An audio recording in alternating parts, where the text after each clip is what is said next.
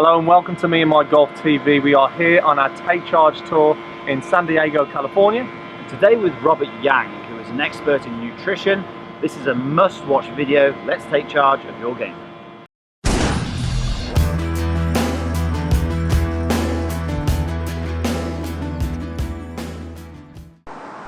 Okay guys, so we are still on our Take Charge tour here, and we are here at RYI Performance and Nutrition, and we're joined by sports nutritionist and strength coach Robert Yang.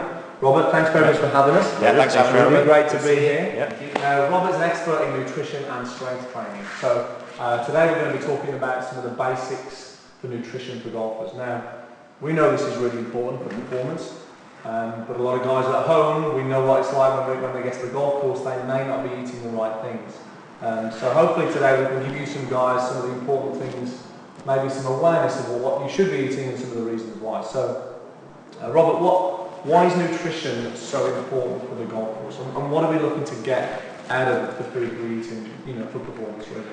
Well, what's really important about the nutrition component for a player is ultimately we want them to be stable in regards to their energy level, their mood. We want to, make sure that they're not being anxious or having sorts of low blood sugar problems. And ultimately what it comes down to is you want to get someone's blood sugar nice and stable. So the graphic I usually use for those of you at home to understand is, you see a TV show with someone, about to go in cardiac arrest, they're about to die with a heart attack, and you see the little heartbeat, it's going like this, and it starts to going down. Well, we want that healthy heartbeat.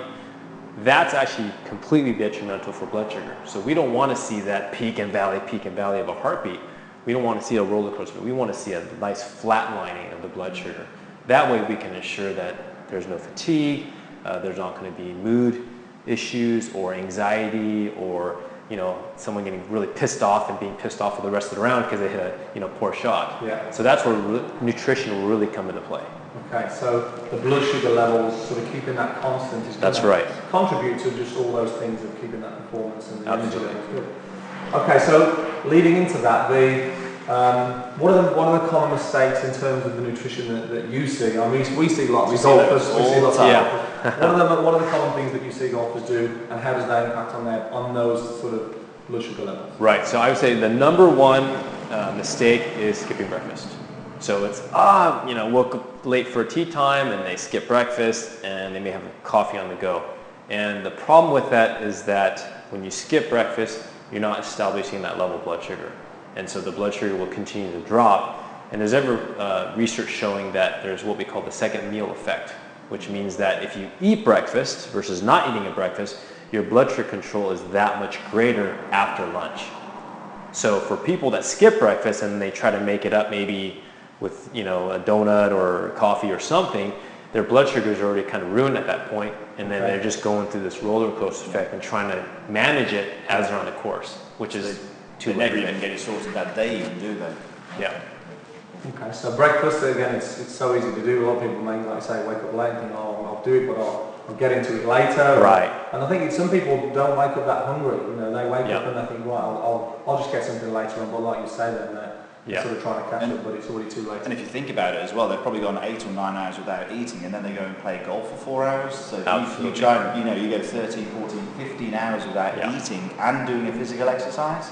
Well, that's really hard. So your performance, there's no way you're going to be any good on the golf course. Yeah, exactly. And to extend upon that, we're just looking at blood sugar, but we're also looking at hormones. People don't realize that every time you physically put something in your mouth, you're getting a hormonal response from food. So really, ultimately, food can be looked at as a drug in a sense. Mm-hmm. It can be good, it could be bad. And so really, when you establish that level of blood sugar, you're not only establishing the level of blood sugar, but you're actually creating an environment of a less stressful environment. Because when people don't eat, like you said, after 9 hours of sleeping, and you don't eat, that is a very stressful event for your body. And then you get this cascade of stress hormones, etc. happening. Yeah. We like our food, and we definitely get stressed if we don't eat. That's right. Very upset if we don't eat. Very upset. So just a couple of other examples of bad things on the golf course. So things like chocolate bars. What do they do to you when you eat on the golf course? Yeah, I mean, you go to the pro shop, and that's all you can find, isn't it? Normally. Yeah, chocolate bars. I mean, even for breakfast, though, going back to the breakfast, is that the common mistakes would be, eating breads and bagels just for breakfast, cereals. Those are very fast digesting carbohydrates. They really will skyrocket the blood sugar and cause you to crash. So we really want to try to avoid those types of foods. Obviously, the candy bars, the chocolate bars, those are going to cause you to crash as well. So, the simple stuff, if you know it's kind of a junky type food, you definitely want to try to avoid that. And so usually the ones with a lot of sugars in, even though sometimes you see these bars that say low fat, a lot of them have got a lot of sugar in, so that sugar is just going to give you that spike, and then you're not really going to sustain that sort of level of energy. Okay, so there's the common mistakes. I think what we'll do now, we'll break, and what we'll do, we're going to come back and we're going to show you some of the important things that you should know about, the good foods that you should be putting in your body to enhance that performance. Okay, stay with us. Hey everyone, this is Robert Yang here with meandmygolf.com, and I wanted to go over almonds. So you're on the course, you don't know what to eat. Almonds are a great snack for you to have on the course. Hopefully you've had that good breakfast to establish that level blood sugar. So almonds are a great way to stabilize the blood sugar and keep it up and elevated so that you don't have any roller coaster bumps. It's got what I call the PFF, your best friend for establishing blood sugar, your proteins, fat, as well as your fiber. So don't forget your almonds. Pop maybe a handful every 4 or 5 holes, and that'll help you stabilize your blood sugar so you have a good round on the course. Okay, welcome back. So Robert, we've had some examples of what's bad to eat. Let's have some examples of what's good to eat. So let's go for the breakfast. What should people be eating for the breakfast to get these sugar levels? Yeah, with breakfast, we hear about that whole BFF, right? Best friend forever. Well, I think your best friend for establishing your blood sugar is what I call PFF, which is your proteins, your fats, and your fiber.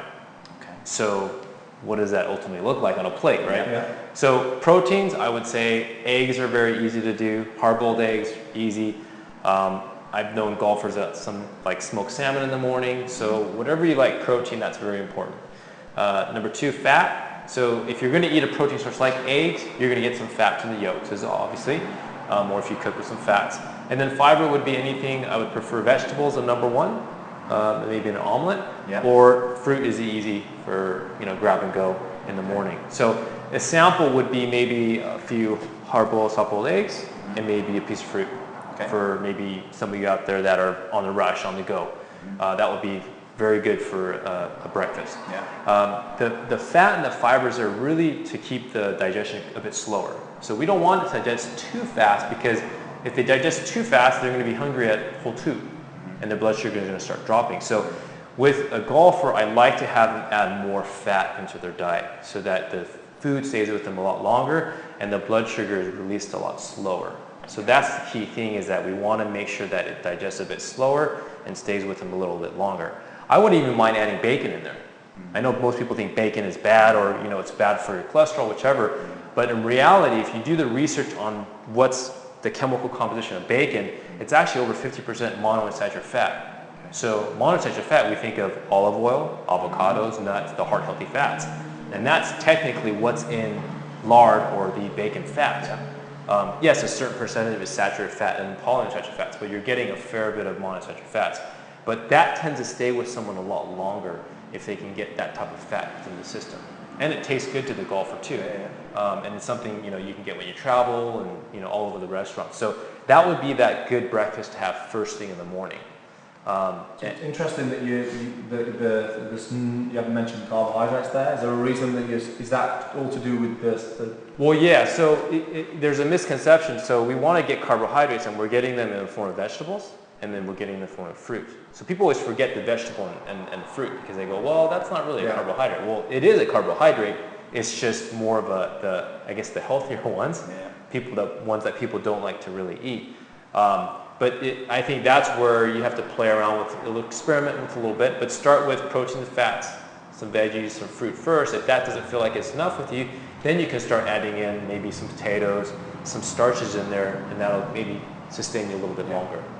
Superb. Sounds like an omelette for me, Andy. Yes. Everything's going into the omelette. That's right. Plenty of bacon as well. Yeah. Okay, so there's the before. That's a good example of breakfast. Let's go for the during. Let's go for some simple things. Right. Maybe that you should take if you can prepare for the golf course, but Yeah. also some examples if you maybe haven't had a chance to prepare. What are the best options for that as well? Yeah. So if you're prepared and you want to put some stuff in your bag before you go on the course, I would say beef jerky is one of my best favorites. And the reason being is that anytime you can get any type of protein source, the proteins get broken down eventually to amino acids. And you have to think about the amino acids as brain food. So there's what we call hormones for the brains called neurotransmitters. So the hormones for your brains, they all come from protein sources. So if we can get those brain foods up and regulated in the brain, your golfer, your player is going to be much more sustained, much more alert, and more stable throughout the round. So that's why I like things like beef jerky. You can pack in some nuts, some trail mix would be good as well. Those are easy snacks to carry with you. Obviously, they're not going to melt like in a bar, chocolate bar, or some kind of sports bar. So those are easy to take snacks with you. A piece of fruit is fine.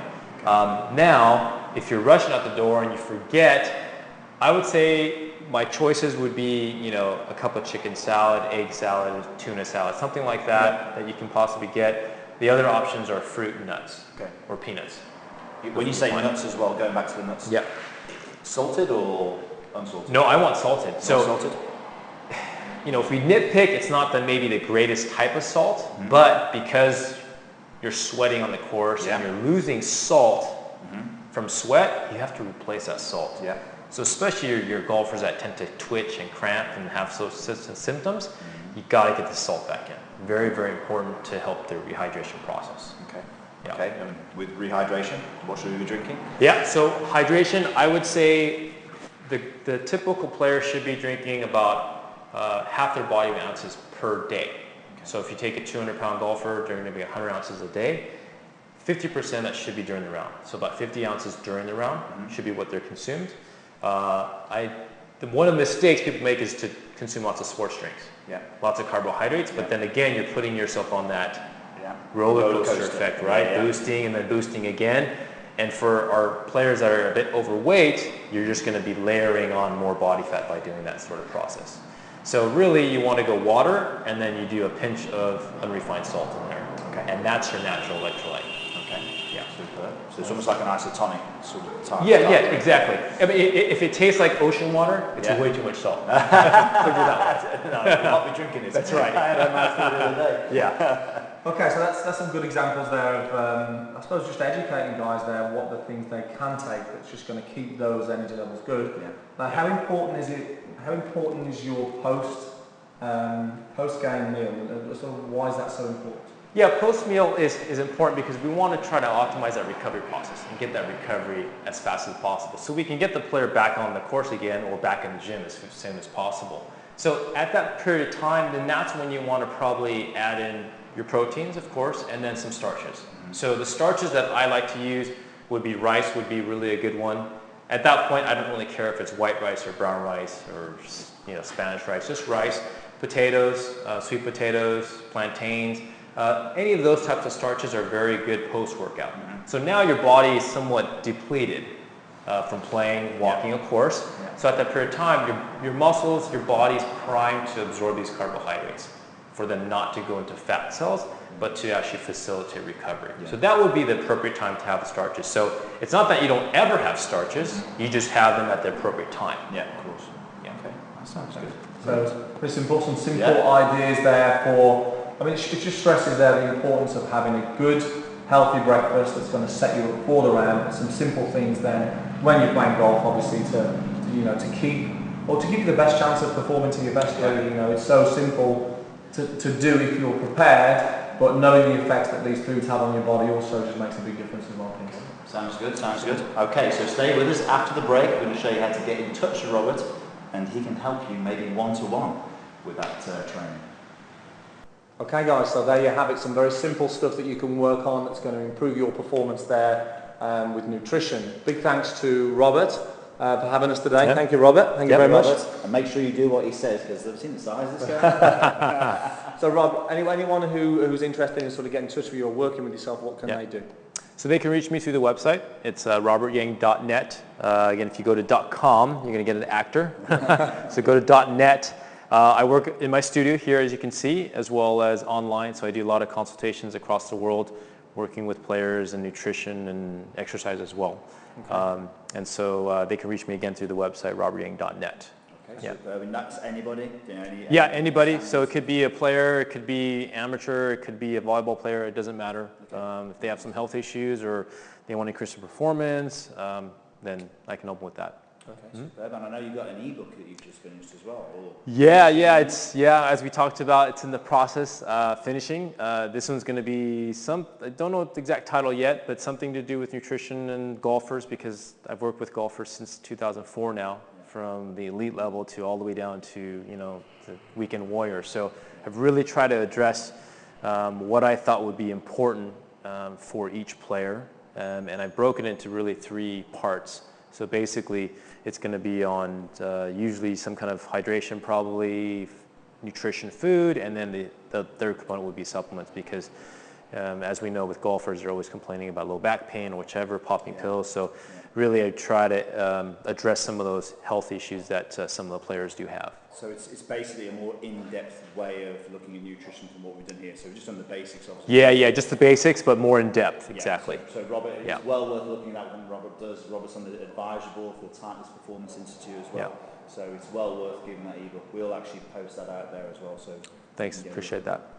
Okay guys, thanks for watching there. Make sure you post your comments down below, and hopefully you will get on the way to improving your nutrition and performance in your golf. Thanks for watching guys, and we'll see you next time on Me and My Golf TV.